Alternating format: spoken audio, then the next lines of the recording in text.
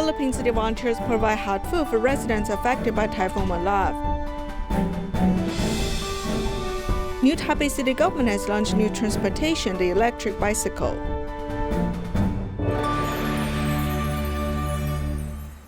Welcome to DaAi Headlines. I'm Siri Su. Thank you for joining us.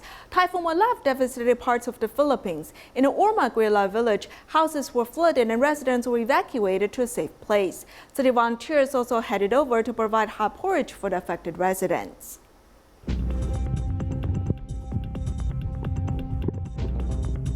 As Typhoon Molave made landfall in the Philippines, Ormoc Great Love village was hit with strong winds and rains, with 300 families being evacuated. The villagers' houses were near the river. Around 7 o'clock in the evening, the water levels have risen sharply, so we immediately evacuated the residents in the low-lying areas because their houses were already flooded. The tents in the school have become temporary shelters. At 4 o'clock in the morning, Tzu Chi volunteers prepared hot meals to comfort the residents. It was my first time being evacuees, and it was really hard for me. But I witnessed how dedicated our Tzu Chi volunteers are. Even if it is in the middle of the night, they are still willing to help those evacuees. Even the local Tzu Chi stepped up and helped prepare big pots of porridge. This time, we step up to help our own people. We are all affected by Typhoon Molave. I feel very joyful while helping others because I'm able to see the smiles on their faces during the process.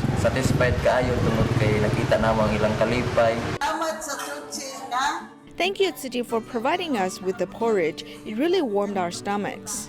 The villagers have passed a peaceful night thanks to Tzu Chi. They all head back to clean up their houses after the night. As the saying goes, after the storm comes the rainbow. Today, Philippine Chapter continues to help families affected by the pandemic. Recently, rice from Taiwan have arrived on Bohol Island. Local volunteers have carried out distribution to help nearly 800 families in need. There are few Tzu Chi volunteers on Bohol Island. In order to carry out distribution during the pandemic, scholarship recipients accompany social workers to conduct surveys in the countryside.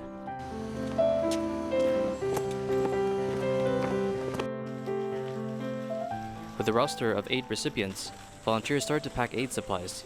In the boxes are 7 daily supplies and a bag of rice from Taiwan. Volunteers deliver the supplies to 8 recipients' houses.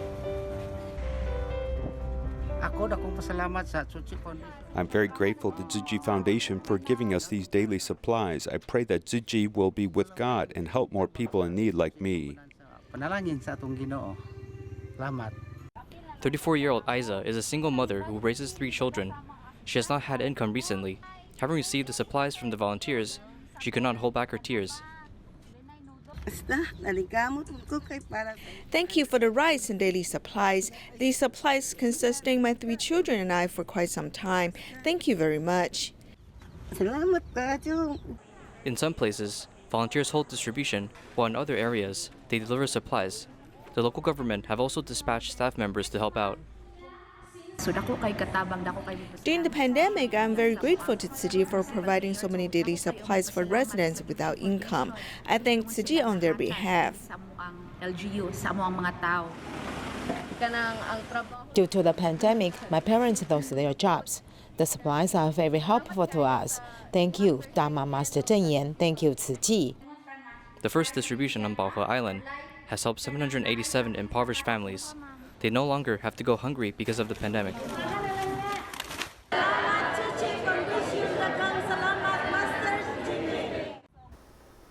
Daan District in Taipei City is a high-end residential area, but in the alleys there are also forgotten corners. There's a house owner who suffers from physical and mental disabilities and is reluctant to throw away items. Over time, the house is full of debris and the neighbors can't bear the smells from the house. So the borough chief sought help from city volunteers who clean up the house.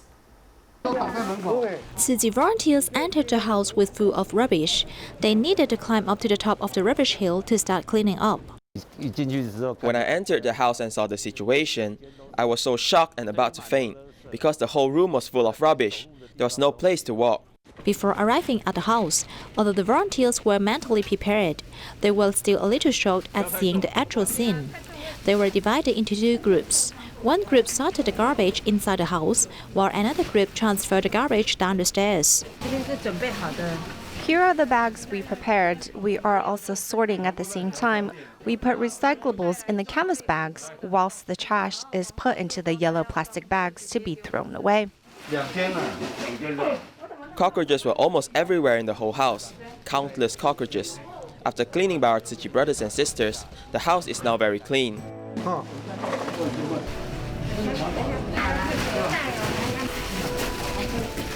The trash, which was initially filled about half the house, was finally cleared after 4 hours of tidying up by volunteers.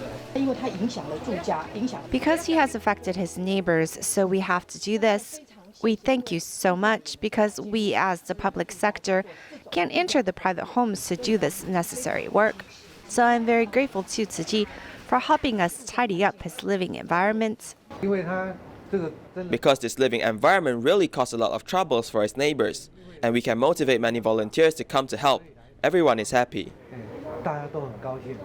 After the volunteers complete the task, the friends of the house owner and borough chief thank everyone in particular, and the tension between neighbors can also be slightly relieved. In our next report, we'll meet a Newshow Scholarship recipient who has been taking care of his paralyzed father. Feng Wenchen, who lived in Miaoli, had to take care of his father who became bedridden due to a work-related injury. After graduating from elementary school, Feng joined Taipei Junior High School basketball team in Tainan. 这只脚可以弯吗？不能弯。这个是直的，这个是弯的。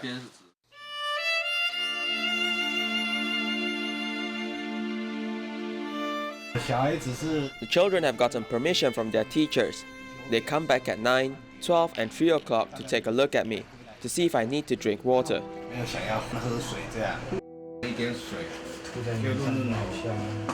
Since their mother is not by their side, Wenchen, his elder brother, and younger brother have to support their father. However, being children, they also feel tired sometimes. When I took care of my father during elementary school, I felt frustrated. He kept asking for my help. After I sat down for a while, my father would ask for my help. Back then, volunteers brought him to learn at Tzu Chi Philippines School and encouraged him. It was fun and I got to meet many people. Sometimes, I really miss the time at the Tzu Chi school. Wenchen likes to play basketball, and he has joined Germanyland basketball training camp. He is talented and hardworking. Wenchen performed really well at the tournament. He scored more than 20 points. A junior high school coach saw his talent. He told me that he hopes Wenchen will go study at his school. I feel very happy about it. Children can seize this opportunity to grow. He's very repressed emotionally in the mountains. After going to Taipei Junior High School, he showed his optimistic character. After pursuing an education in another city, he has learned to cherish his time with his father. My thinking has changed. When I see that my father needs help, I'll quickly assist him. I've come to sympathize with my father, who suffers from mobility issues. Since he has suffered, he cherishes his blessings. When Wenchen was in elementary school, he often did not have breakfast. He shares his personal experiences with other children, telling them to cherish food. Volunteers describe him as a child who is like wind. While it refers to his fast speed on the basketball court, it also means he is like spring wind, warming the hearts of people.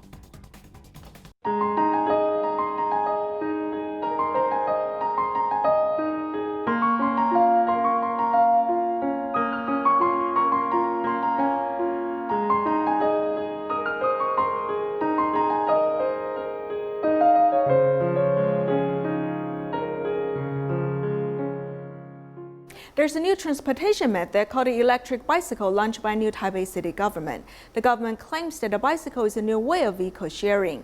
Vendors require users to attach their phone numbers when they rent a bicycle. The MRT travels fast. The motorcycle rushes. And crowds of people cross the road, but transportation is not always a lengthy travel. Microtransit is a trend ongoing right now.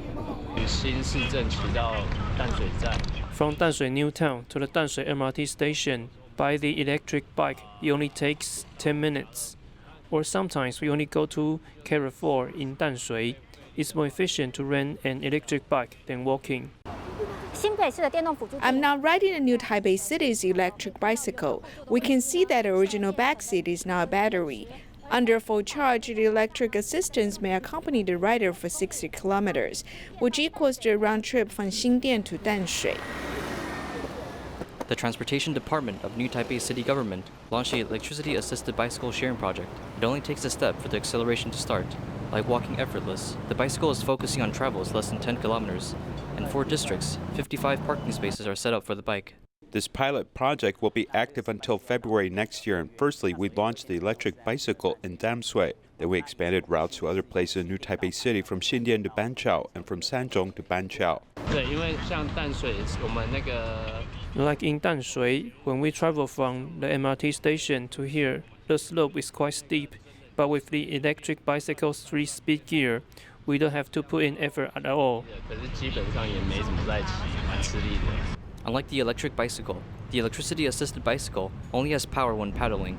Once the speed reaches over 25 kilometers per hour, the electricity is cut off in order to ensure safety. As for now, most of the electricity-assisted bikes are in New Taipei City. Vendors of the bike claim that they are using a shared bike concept, along with the intelligent electronic fences system. But the issue of riding and dropping the bicycle remains. Do you remember the shared bicycle problems years ago? The sharing system tests the ethical side of users. Will the same system be abused now? The government does the monitoring and managing, and us, the vendors, do the operating. After accepting this business model, the bicycle can be parked correctly in a better way. The vendor claims that they are using a shared bike model 2.0 and collaborating with a public department. The rent system is also improved, as the user has to register online first, and then upon renting, one must attach a phone number to the vehicle. This is to prevent the chaotic situation that happened years ago. When we want to use this electricity-assisted bicycle, we have to first download the app to our phone and then turn on the GPS. Now we can see the parking spaces on our screen and find our starting point. Then we scan the QR code and we're ready to go. As for returning the bicycle, unlike traditional methods, the yellow box drawn on the ground is the intelligent electronic fences system. Although the racks are not visible, parking must be taken seriously.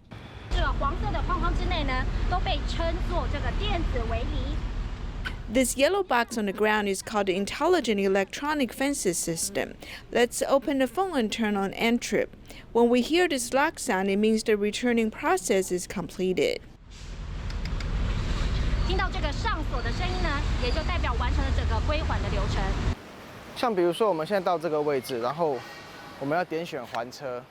Like, for example, if we want to park here and tap on the return bike option, the system will show me that we cannot park here since it is outside the intelligent electronic fences system. If the user is determined on parking outside the designated space, a fee will then be charged to the user's account. If I'm determined to end my trip here, then I will tap on the End Trip button. A fee will be charged to my account. Within the reachable areas, we charge $10, and outside of that parameter, we charge $30. The vendor pointed out that the U-Bike focuses on travel within 2 kilometers, and GoShare charges high costs for a journey of 8 to 10 kilometers. As for the electricity-assisted bicycle, it fills in the blank for those two options, as it is perfect for a trip from 0 to 5 kilometers. As transportation marched into the younger generation, short distance travels does not require waiting time or finding a parking lot. The bike allowed an easier travel. In Taiwan's history, there was the floods of 1959, causing severe damage to mid and southern regions of Taiwan. Therefore, the government encouraged residents to move towards eastern Taiwan. Many flood-affected residents thereby moved to Hualien's Fuli and Yuli townships.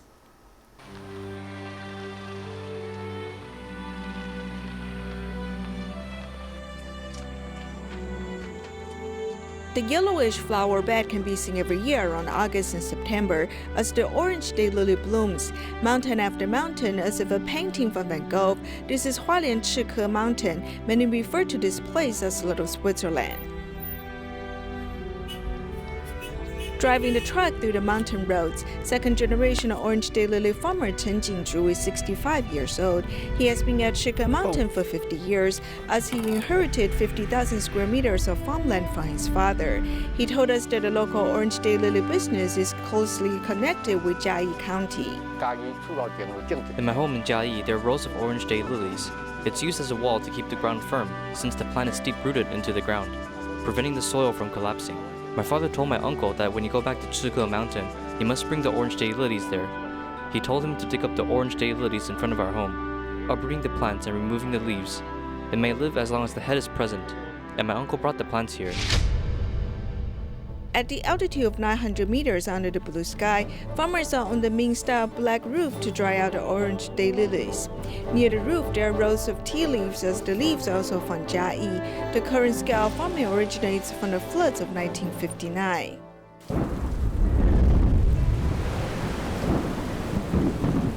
The floods of 1959 caused the population moving from west to east. Chen Jingzhu's parents belong to the first generation of immigrants, carrying simple luggage traveling from DaAi's Alishan Mountain, crossing several mountains in order to reach Hualien's Yuli Township in 7 days, and at last staying the new Tzu Chi Mountain to farm.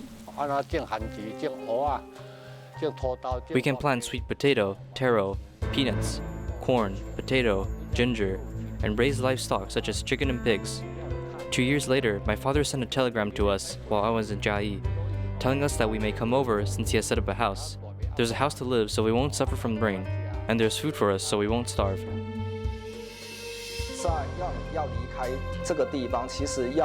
When you want to leave this place, you must have enough motivation and a strong cause. For example, after a disaster, some places might not have the farmlands anymore, so people will start to seek farmable landscapes, therefore moving elsewhere to develop.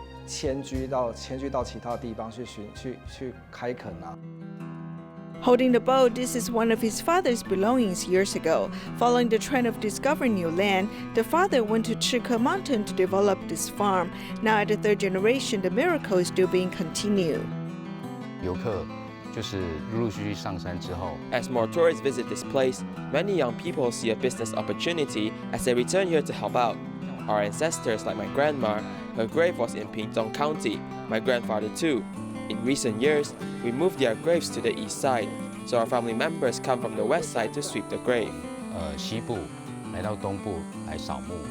Previously, Tzu Chi Mountain was just a flat plateau on a seaboard mountain range. The mountain was nameless and wasn't registered to the government. Even the orange daylily earned fame from the mountain. Residents on the mountain are still unregistered.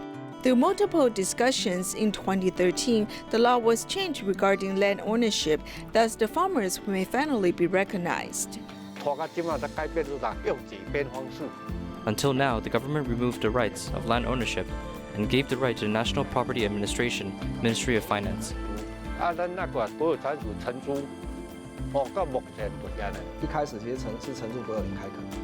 When it first started, you could rent country-owned land for farming. And now farmers in Tzu Chi Mountain had developed a local lifestyle, a social network. A religious group is also formed on the basis of a Tudigong statue. With this, a village community is formed.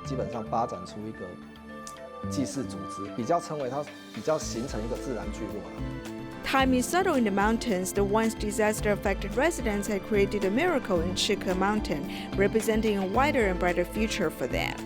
Tzu Chi Mountain has a flat landscape. Before, when I was little, I lived in Taipei City. Now every year I would go back to meet my family and tour around, but I'm not used to living in the mountains there. Asking Chen Jingzhu where is his hometown, he immediately told us that Tzu Chi Mountain is his home as he's deeply connected with the land. Once an alienated landscape, now a familiar friend. In Taiwan, Zhongsha Recycling Station is located in an old apartment in Banqiao District. Back in 1992, the recycling station was originally located in a military dependence village. Then the recycling station moved several times and once caught on fire. Finally, it ended up on Zhongsha Road.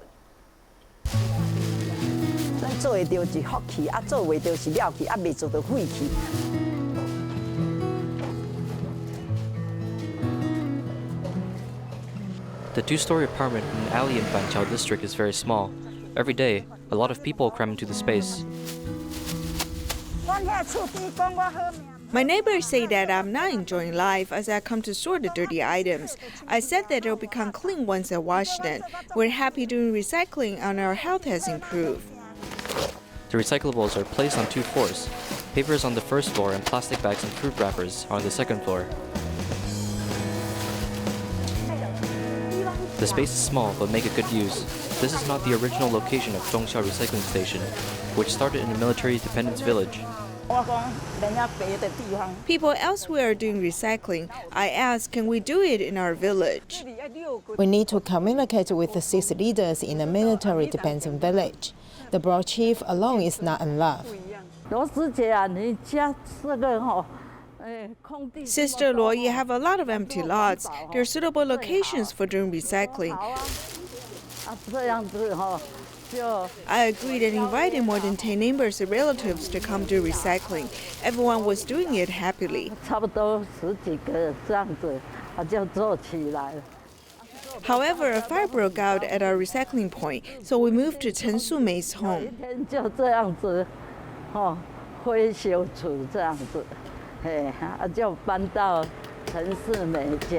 Since my tenant was moving out, I thought I should stop renting out the place.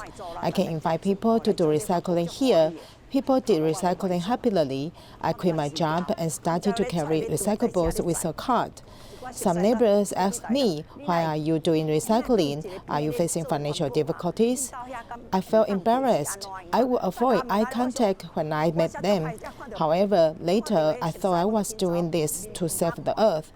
I was doing a good deed, and I was not doing this for personal gain. After a while, I was no longer afraid of people's looks. Zhongxia Recycling Station has moved several times, but the volunteers stay dedicated.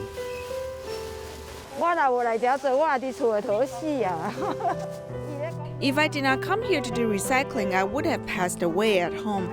Back then, when other people thought it was hot, I felt cold. My body felt cold. Then Sister Luo told me to stop volunteering and took me to the hospital. Before she registered me at the hospital, I fainted. My life was safe. If I was home alone, I might have passed away. Shen Xiurie, who has volunteered at the recycling station for 6 years, is good at sorting recyclables. PE bags are white. We need to cut out the dirty parts. This is also a PE bag. These two are the same. One of them is colored while the other one is white. The fruit wrappers are also PE material. This couple is busy on the weekends, as they have to collect fruit wrappers at the evening market. When the two of us come back, we saw that we've collected a lot of recyclables. If we do not collect them for a day, we'd feel that there is something we have not done. Every volunteer competes to do good deeds. They are all quite agile, and they are able to pile up recyclables.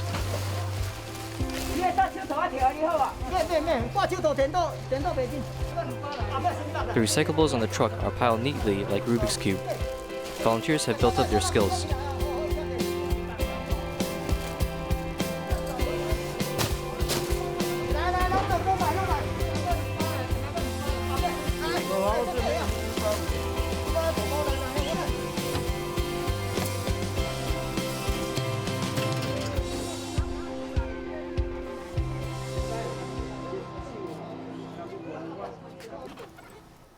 Great City volunteers deliver epidemic prevention supplies to medical staff. They also gave out food baskets to care recipients. We'll leave you with these images. Thank you for joining us. Goodbye.